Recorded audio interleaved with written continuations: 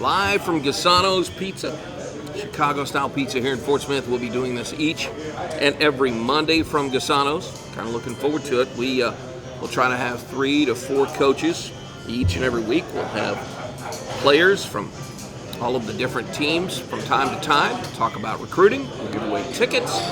We will also be giving away some autographed basketballs a little bit later on in the season. But let's go ahead and kick off the show and say that we certainly appreciate everything that Gasano, Sammy, and Jason and the crew at Gasano's have done for us. And Curtis Jantz, the athletic director, University of Arkansas Fort Smith, joins us as we start this inaugural show. And you know, Curtis, we were intending to have Coach Jane Sargent, volleyball coach, with us, but she has a little bit important stuff going on with the tournament coming up and a huge game tomorrow. Yeah, we found out yesterday morning about the seedings of the Lone Star Conference Tournament, and we'll be hosting a first-round game tomorrow at 6 o'clock in Stubblefield against University of Texas A&M Kingsville. Mm-hmm. And, you know, there's no way to overestimate what Jane and her team's accomplished this year. It's just been, you know, amazing things that those young ladies have done in our first year in the Lone Star Conference. So we're really excited to host the game tomorrow, and then hopefully moving on to the rest of the conference tournament down in Commerce, Texas. Hey Curtis, let's talk a little bit about the season. Coach Sargent's team, 24-5 overall, 17-1 in the Lone Star this year. They're on an 11-match winning streak right now, but when the brackets came out, they dropped to 6th in the brackets, even though they only lost 1 match. So I was talking to Dushan, the sports information director today. He kind of broke it down, but let's, you know, because I had several emails and some messages about it, wanting to know, you know, hey, how did they fall to a 6th seed when they only lost 1 match? But it's pretty simple once Dushan explained it. Yeah, the explanation is simple. The reasoning is not. Right. The explanation is after the 3 division champions are seeded 1, 2, 3, and then everything else is done on each school's RPI. Mm-hmm. Now we actually tied. We were co-champions in our division with right. Commerce. We split. We had to go, you know, all down the tiebreakers quite a ways. They ended up winning the tiebreaker because they beat us in 4 sets and we beat them in 5. Wow. So it was, you know, we had to go down those tiebreakers quite a ways. Now, so they won they got the seed from our division. Now I've made my feelings pretty apparent to our conference and how I feel about the way the rest of the seedings have gone. I don't believe we should be using non-conference games to seed a conference tournament, right. And I have a very hard time justifying that a team that finished 17-1 and 9-1 in their division should be a 6th seed when we have teams that have lost as many as 6 games in the conference that are ahead of us. I feel confident that will change in the future, and that sometimes with the big league that we have to do things before we see the faults in those, and I believe that has become apparent that the system is faulted, and hopefully that we will move forward with a different system in the future. I can tell you this much, Coach Sargent, when you try to interview her, she doesn't have much to say. She's pretty quiet, pretty reserved.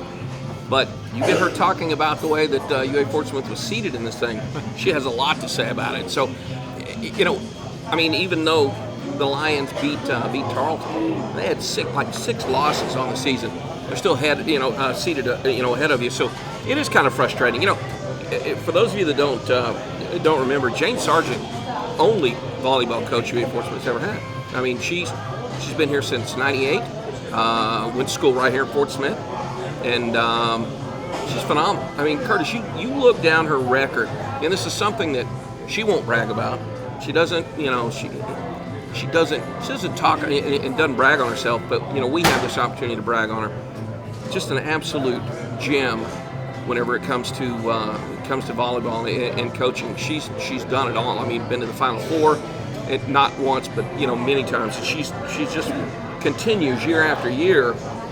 She never has a rebuilding season. She just reloads. Yeah, I brag on her all the time, and it's just you just look at. You're right. You look at the things she accomplished: a Final Four, a separate Elite Eight. In the junior college days, a finals appearance, and 7 or whatever it was, 7 or 8 consecutive conference championships in the Heartland, and now the first year in the Lone Star and go 17-1. The things she has accomplished on the court is amazing. But if you look, but it shouldn't be surprising because if you look at her life, she just kicked cancer a year ago.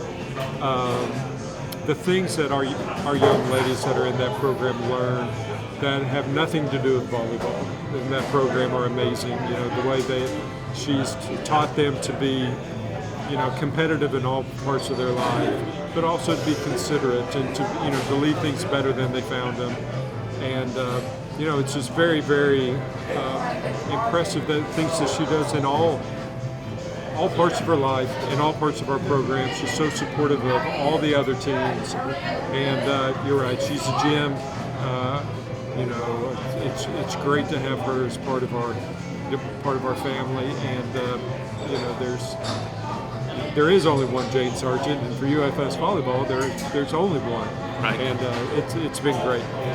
She's just been phenomenal, not only with recruiting, but what the young ladies that have played for her have been able to go on and do it in their life. And I know that just by visiting with a few of them over the past few years that have come back to see the team play, and had an opportunity to come back in, they'll never forget the life lessons they learned here. A lot of them are amazed at how the campus has changed since the JUCO days, but when you look at it and you look at her entire body of work, I don't ever want her to retire. Yeah, I mean, me neither. I want her to be here until I'm gone, and she's just a great ambassador. So many times in schools, whether it's high school or college, on the college level, I don't think people really realize just how much work that the coaches put in and the assistant coaches put in after the games are over.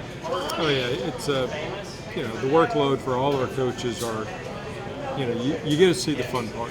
You get to see the games, and that's the fun part.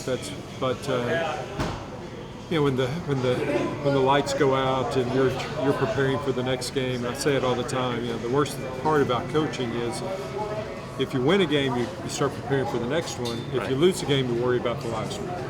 You never enjoy a win, or you never move on from a loss. And so, we have coaches that I think that the most impressive thing about them is, yes, we're winning games, matches, but the parts that they're teaching, intentionally teaching about leadership and about character and about how we do things a certain way for a certain reason. Just because you bounce a ball doesn't mean that you're learning those things. We have to be intentional on teaching them. And Jane does a great job, but all of our coaches do a great job. And that's the fun part of being around this group. No, I fully agree. You're tuned in tonight on Fox Sports Radio, something we're going to do every Monday night from 5 to 6 right here at Gasano's, the UA Fort Smith Coaches Show. Some of the cool things that we're going to do, we'll give away tickets to games, to matches. We'll also have a couple of autographed basketballs we'll be giving away, later on this year. And I'm kind of excited about it. As you tune us in on Fox Sports Radio, we've certainly been proud of the affiliation that we've had with the college over the last several years. And to do this, we'll start live streaming it in a couple of weeks. We have some things to work out with our live stream process, but we'll have this thing live streamed as well. We'll also have it on Facebook Live. So just a whole lot of different things going on. And Curtis, this is just one way of giving back to the community to let them know a little bit more about what's happening at the college, because too many times, and I feel like in people's busy lives, they may not get the word that, hey, the next game's coming up, and it's like with Jane's next game, it's tomorrow at 6. So they have Kingsville coming in. It's a huge game. We have a big week actually, but the Kingsville game, it's basically win or go home, and we have a good rating right now in the region to get into the NCAA tournament, but one game can change that. So it's a very important game for volleyball, and we have one more chance to see them at home, and we have exceptional young ladies on that team. Anna Demmer is one of the will go down as one of the all-time greats in UAFS volleyball history. But we also have young ladies like Rachel Williams, who is an outstanding player, will graduate this year in 3 years. Is a great player, but a better person. And so we have a lot of young ladies that this is the last time they'll play at Fort Smith, and so we'd love to have a huge crowd come out for that conference tournament game. But then you move a little further in the week, and Thursday and Saturday we have our first Lone Star Conference basketball games, right? And we host International in Kingsville, and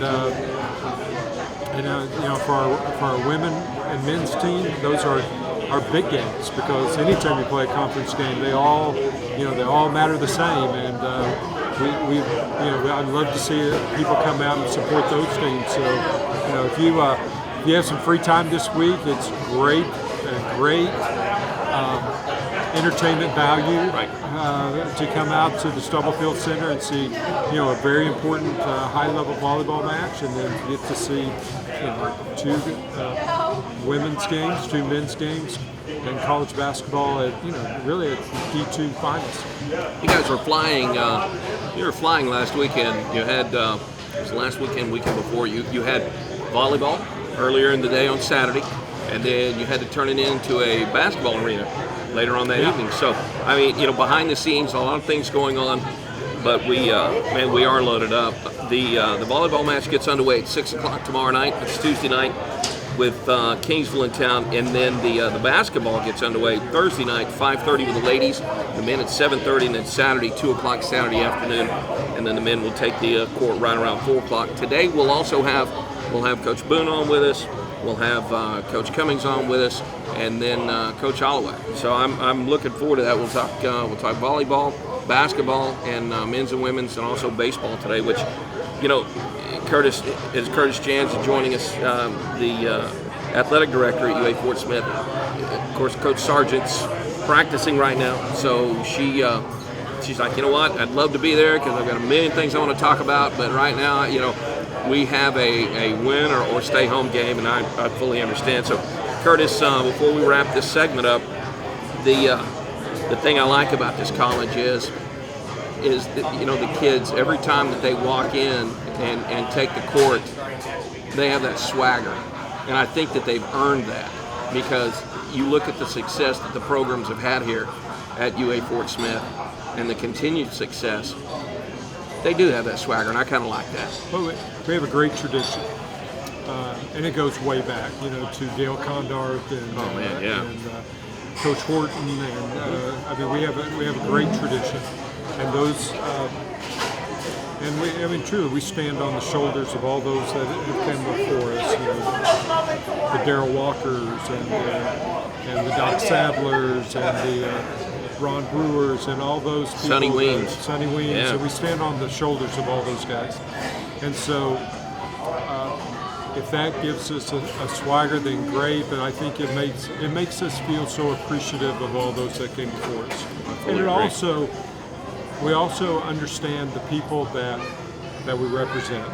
And we try to do that in the best way possible, and that is competing at as highest level as we can, but it also means doing things right and doing things in a classy way and trying to do things in a way that represent the people of Fort Smith, We try to do that in a way of representing the people, the students and the faculty and staff of UAFS. We also do it for the other student athletes in our department, because I get the privilege of seeing how hard these young men and women work every day. And I made a comment at our media luncheon a week ago about how unusual it is now for young people to put themselves in a position when they don't know if they're going to be successful or fail, and do it in front of people, and do it in a way where they're pouring themselves out in public and not knowing what the outcome is going to be. To me, that's very courageous, and that's something we don't see a lot of these days. It reminds me of the Theodore Roosevelt quote about being in the arena, and I'm so proud of the student athletes that we have, and so it makes me want to come to work every day. It makes me want to work hard. It makes me want to stay late every day because of their ability to do those things. I really feel like we owe it to them, and if it wasn't for them, none of us are here. And so it's important to know who are the most important parts of our athletic department. It's those young men and women. All right, great. Curtis, thank you. Thank you. Thanks for joining us. All right, we're going to take a quick time out. When we come back to Gassano's, listening to the UA Fort Smith Lions Coaches Show each and every Monday from 5 to 6 right here at Gassano's Chicago-style pizza. Take a quick time out and switch gears. Talk some women's basketball. Coach Tari Cummings. That is coming up in just a moment. Big game coming up. Yeah. Did they order? Bobby, go ahead and have someone get their order, see if they're hungry. Okay. I have a piece of this. You got it. You know it, get it. I'm so hungry. Yeah. It was hot. I think they have. I don't even care what it is. Okay. Yeah, it's a big game. Nice and warm, isn't it? Mm-hmm. Need something to drink? Okay. How you doing? You guys get something ordered? They're taken care of. It's not very good.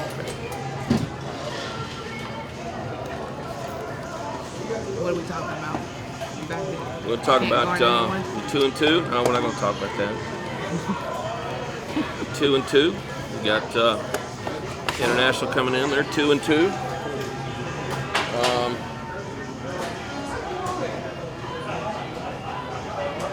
We have Kingsville coming in. They're 2 and 2 right now. No, they're 1 and 1 right now. They've only played 2 games so far. So, I mean, you guys are 4 games in the season. You're already starting conference. It's crazy. It's crazy. And that's just ridiculously crazy. All right, here we go. Welcome back, everyone, to Gassano's Chicago-style pizza. I'm Jimmy Haas, along with the UA Fort Smith coaching staff. It is the Coaches Show. We'll be hosting it down at Gassano's each and every Monday from 5 o'clock until 6 o'clock throughout the season, all the way into March Madness. Coach Tari Cummings, soft-spoken when she's off the court, not very soft-spoken when she's on the court. Coach, how are you? I'm doing well. How are you? I had to say that. I was sitting there watching your last game, and it was quiet. You could hear the players, you could hear the fans, and then all of a sudden, you couldn't hear any of that. You could just hear you. But it was a good thing because your players didn't have to look to the bench. Right. They simply just kept playing. They knew what you wanted. They knew what you wanted them to do, and they executed it. And the next thing you know, you scored. Then you put on a press. You made a steal, and you scored again. So I mean, it worked. And the thing I liked about it is I could hear you. They could hear you over all of that other congestion that's going on behind. Yeah, at first, virtually a new team, 7 new players. So when the returners, they knew. Right. And everything, and the new players, most of them had come to a game, so they kind of, but then they didn't know until they were in it, and we were in practice, and they was like, whoa. Yeah. And then it was like, okay, but they got adjusted, and those, like even during practices at first, coaching them through it, but at first they would stop, and I'm like, no, you gotta listen and play through it. So they've adjusted well with that, being really responsive.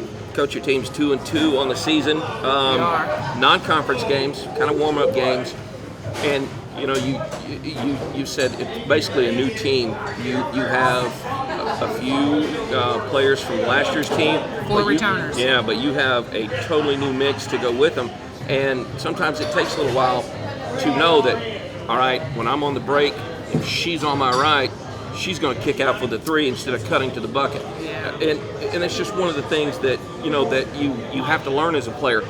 But once you get there, it's fluid motion. Oh yeah, I mean, and they're starting to learn each other and understand what each other does best, Right. and what positions our guards. Like the other night they came. I think it was Lolly, Marcella Lolly was running the floor, and Ashanti Eaton, she was trying to pass it to her, and I'm like, you can't lead her that far. Yeah. Like, you got to put it to where she's got 1 and can go. But it was Right. like, about 4, and I'm like, that's not, put her in the position to be successful. But they're figuring it out. And they will. And that, it's early. It is early, and I'm trying to remind myself of that too. That, Curtis told me, it's a marathon, not a sprint. Right. And if you know me, I'm all about them sprints right out the gate. But I'm 2-2 last year. I mean, it's a better start than what we had last year. We started 0-6. We were on the road most of our games as well. So to have this 2-2 start, I would like to be 4-0, obviously, but. Sure. This is not bad, and we're down 2 key pieces right now, Right. with the hopes of getting them back this week. So that's encouraging, and still trying to work out the kinks and learn and put it together. But I like this team, and I like coaching. So. Coach, I absolutely lose my mind, but I watched part of your practice the other day before I had to leave to go cover Alma at Forest City in the football playoffs, and just the way that you run a drill where your players are fast breaking, and when they hit the floor, they run outside the cones on the side. I can't tell you how refreshing that is, because that's something that my coach, back in school, stressed all the time. I've seen so many teams, they'll have 2 or 3 on the break, but they'll all be right there next to each other. There's no room to move and no room, so it's easier for the defense to cover them. So seeing that, it just made me smile, because that's one of the things that's been lost sometimes, and I've seen it several times where it's easy for, if you have a 3-on-1 or a 3-on-2, it's easy for those 2 players to cover all 3 if they're all right there together. So watching your team practice that way the other day, it brought back some memories. Like, you know what, you're exactly right. And then seeing you play, when they hit the floor, they do the same thing they're learning in practice. So, and your fast breaking has been one of the reasons you've got 2 of those victories. Yeah, that's I guess the difference between last year and this year, what we wanted to key in more on, getting more baskets in transition. Right. So that's, I just tell them, I want to push it. If we don't have to run an offense, I don't want to have to run an offense. Right. So it starts with transition. Coach, moving from the Heartland Conference to the Lone Star this year, several teams, several new faces on the teams, but a lot of the former Heartland Conference members are over in the Lone Star now. You have 2 games coming up this week. Thursday night, 5:30, A&M International, which I like calling them the Dust Bunnies. They don't like it very much, but I kind of gig them a little bit. But I've known them for a long time. And then A&M Kingsville is coming in on Saturday, right into conference after only 4 games. I mean, that's crazy. It is. That's a crazy schedule. It is, but the Lone Star is such a large league. Right. There's 18 teams and we have 22 conference games. Yeah. So they had to get him in somewhere. Right. And so yeah, it is a little unique and unusual to have to start conference this early. But there was some conflicts I think at the beginning too with some travel, Some of the scheduling. some Right. scheduling. Right. So we got it in where we could get it in. So it'll be good for us. So Who's going to be your favorite team to beat this year in Lone Star? our favorite team. It's okay. You listen. You can write it down on a piece of paper, and I'll give him a hard time. But who is that coach and that team that you love to play and you love to beat? I would have to say St. Edwards. Yeah, I'm glad you said that. I would love. We have some good battles. Right. We do. It is, Right. it's healthy, but Yeah. our kids get up for it as well. I mean, we get up for most of them, all of our games, but Yeah. something about that team and playing them. Kinda get under your skin, don't it? Yeah, just Yeah, a little bit. yeah. Just a little Yeah, bit. it's So, like that. It's like that. Whenever it's warming up, and you finally get to start wearing shorts outside because it's warming up, and you have that mosquito bite right there that you have to scratch all the time. To me, that's like St. Edwards That's a little. because they bug me. They bug Yeah, me. yeah. They're always there. They're So always they bugging are. me. Yeah. They are. So No, but they're a good program. They like are, you said. and she does a good job there. So Yeah. I think it's a healthy competition. Yeah, I think the loudest stomp on the court I've ever heard. Really. Oh yeah, stomping that foot just drives me nuts. But I like it. We laugh Yeah. about it. 2-2 on the season. You have A&M International. How do you match up against the International? I know that you've been able to see, just a little bit about what they have this year. They're 2-2 as well coming in. So how are you going to match up with them? They're a completely different team as well. They had a Right. new coach this year and pretty much cleared their roster. So got a lot of international kids, but they want to play. They're a scrappy team, Right. and they're want to move the ball and cut and stuff. So I think we match up pretty good with them and everything. We good. They're gonna want to press us the whole game, which we like. It's all right, So yeah. we like it. We're gonna apply some back, so it's it'll be a fun game. At the introduction to the ladies, I give some tickets away to Kyra Diver, and she has 5 tickets now. So awesome. we know that we're going to have five new faces in the crowd, and very happy about that. So the thing about it is, if people want to come out and watch the Lions and the Lady Lions, it's family entertainment. It is. Doesn't cost a lot of money, and the good thing about it is there's not a bad seat in the house. There's not. This is definitely, the Stubblefield Center is awesome. You come in, you can sit wherever you like, and Yep. you're not going to be disappointed. And I think, both teams, we're going to put a product out that is exciting to watch. Kids are going to play hard, and we're going to try to get up and go. And I think, like I said, you'll enjoy it if you come out. So it's our first home game of the year this Thursday. So we'd love to have all you guys come out and support us and just watch and enjoy yourselves because it's going to be fun. I think it's going to be a blast. So I'm kind of liking it that you have 2 games this week, Thursday and Saturday. So you'll be playing 2 games in 3 days.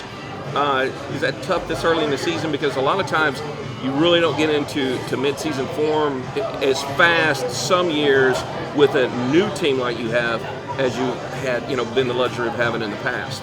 Is that tougher?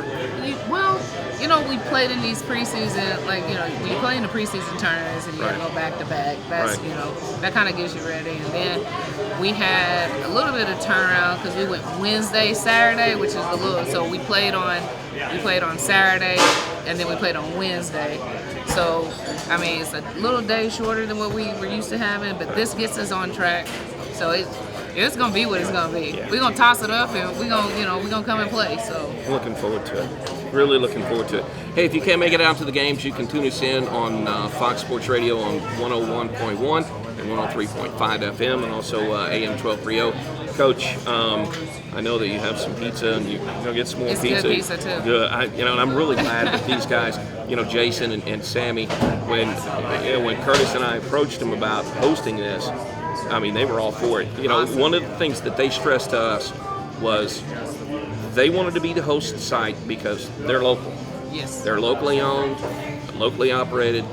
This is our town and our college, Awesome. and Yes, they wanted to make make sure that and we had other places that were wanting us to host the show there, but they were franchises that were not owned locally. And it's nothing against those people, and they're really nice, and their restaurants are phenomenal.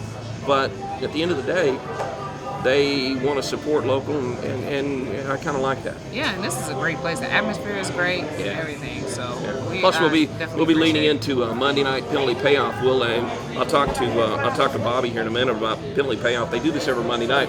You come in to sit down, you get a soda, you get a ticket just for sitting down. Really? And whenever there's a penalty, they'll call out a ticket number, and if it's a 10-yard penalty and you have that winning ticket number, they're going to give you $10 in cash. Nice. So okay. if you order water just for coming in and sitting down, you get a ticket. You get a ticket. Yep. I So love it. no purchase necessary. You just come by and sit down and have a good time. And then Win-win. in the fourth quarter, those penalties double up. So a 15-yard personal foul in the fourth quarter pays $30. Hey, you guys need to get in here for Stuff. that. There It's a you go. win-win. Coach, I appreciate you. Thank you. Get over and get something to All eat, right. and we will see you Thursday night, 5:30. Sure will. It's Coach Tari Cummings joining us. The second round of our coaches show. We're going to take a quick time out, and when we return, we'll talk to Bobby from Gasano's Chicago-style pizza for a couple of minutes. And then we'll have Coach Jim Boone come on, and we'll talk about the men's basketball program. So all of that and more is coming up as we roll on with the coaches show from Gasano's Chicago-style pizza. We'll be doing this each and every Monday night from 5 to 6 o'clock right here on Fox Sports Radio. And we'll also have it live streamed coming up starting next week. Hey, Coach. Come on in, sit down. How we doing? Good, man. Bobby, we're going to talk to Coach for 14 minutes, and we'll have you on, and then we'll talk to Coach Holland, and then we'll bring you back on and wrap it up, and we'll talk. How you doing? Has everybody ordered? Jim Boone. Did they? Bobby Lowe. Hey, Bobby. Good to meet you. Bobby's he's a full-time workhorse here, man. They make sure he does all the work here. So, and I'm kind of glad. Jason and Sammy and the owners, they're like, you run with it, take it, and run with it. So, hey, this will be pretty easy, pretty. Still recording. Yeah, he's good. Yeah, it's fine. Hey, it's what. You didn't want that to be on the. Right. You didn't want a record of it. I didn't want to just reach in, but Welcome back, everyone, on Fox Sports Radio at Gasano's Chicago-style pizza. It is the UA Fort Smith Coaches Show, which we'll be holding each and every Monday from 5 until 6 o'clock throughout the season as we count down until March Madness gets underway. And we've